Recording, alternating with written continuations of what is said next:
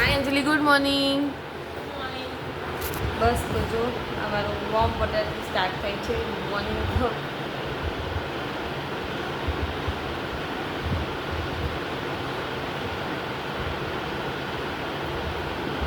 Hi guys, તો ચલો આજે આપણે કાલે સર્જરી છે તો એની પ્રિપરેશન શીખીએ. તો કાલે છે લાઇકોમા, ફેસ પર છે, તો આપણે એની માટે શું શું પ્રિપરેશન કરવી જોઈએ. લાઇકોમા છે અને સિસ્ટોસ્કોપી પણ છે. તો સિસ્ટોસ્કોપી માટે આપણે કેથેટર મૂકવું જોઈએ 14 ને 16 નંબરનું, યુરિન બેગ મૂકવી જોઈએ, જેલી મૂકવી જોઈએ, કેમેરા કવર મૂકવું જોઈએ, બીટાડીન. લાઇકોમામાં તો જનરલી બીટાડીન ને ગ્લોવ્સ ને બધું તૈયારી કરી અને સૂચર તો ડૉક્ટર કે એ પ્રમાણે જ આપણે સૂચર ડિસાઈડ કરવાનું હોય, બરાબર. તો એની પછી સિસ્ટોસ્કોપી છે તો એની માટે બી આપણે થોડી પ્રિપરેશન એની બી કરી લઈએ, બરાબર. ગ્લવ્સ લેવાના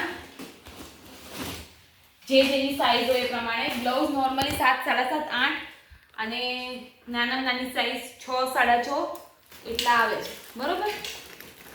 અમારે અહીંયા જનરલી 7, 7.5 ને 8 એવી રીતે જ યુઝ થાય છે. બસ સિસ્ટોસ્કોપીમાં તો સ્પાઇનલ જ આપે, તો એ કાલે ખબર પડી જશે. હેલો ગાઈસ, તમે અત્યારનો વરસાદ જોઈ શકો છો, કેટલો મસ્ત પડી રહ્યો છે. વાવ, ઠંડે ઠંડે પાણી સે નહાના ચાહીએ. ઓલી જેની સજો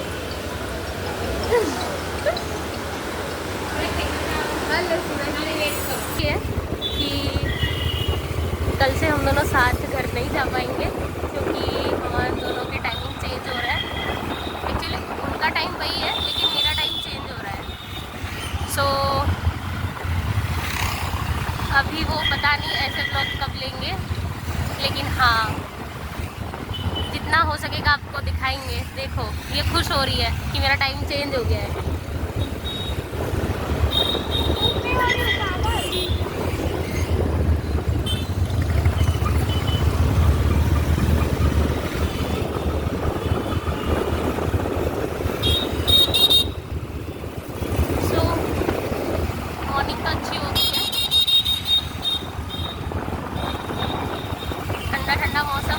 बारिश आने की शुरुआत नहीं हुई है अभी तक, देखते हैं क्या होता है.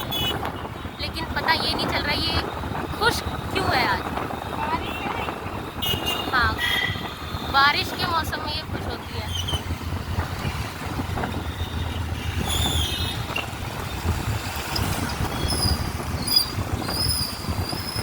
अभी यही लड़की नहा धो के फिर से 10 बजे निकल जाएगी दूसरे जगह हॉस्पिटल जाने के लिए.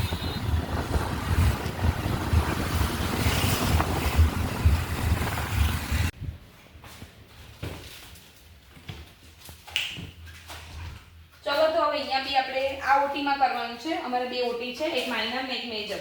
તો આ ઓટીમાં કરવાની છે, તો આપણે પ્રિપરેશન કરી લઈએ. તો મોર્નિંગમાં ઈઝી રે, આપણે દોડી ના કરવી પડે.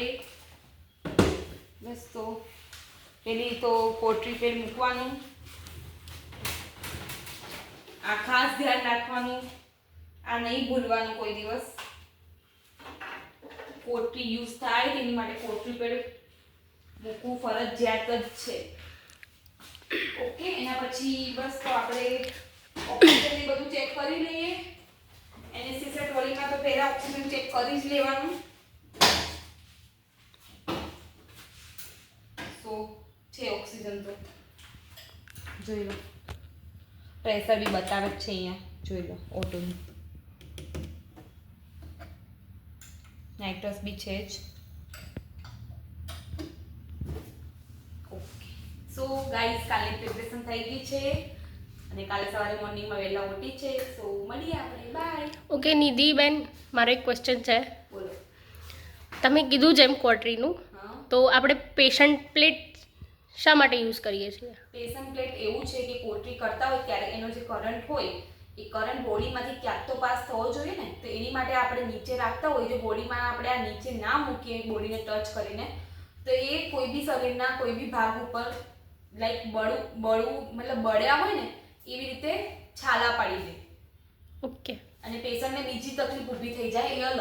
એટલા માટે આપણે આ પેશન્ટ પ્લેટ તો મૂકવાની કોઈ દિવસ નહીં ભૂલવાની, કેમ કે કરંટ ક્યાંક તો પાસ થવો જોઈએ તો કરંટ આમાં જાય. ओके તો આ ધ્યાન રાખવાનું. Okay guys, thank you. અમે લોકો આવ્યા છે અત્યારે ને આ જો મામા અને માસીનો છોકરો બંને છે ને દાબેલી ખાઈ રહ્યા છે અને હું ડાયટિંગ કરું છું.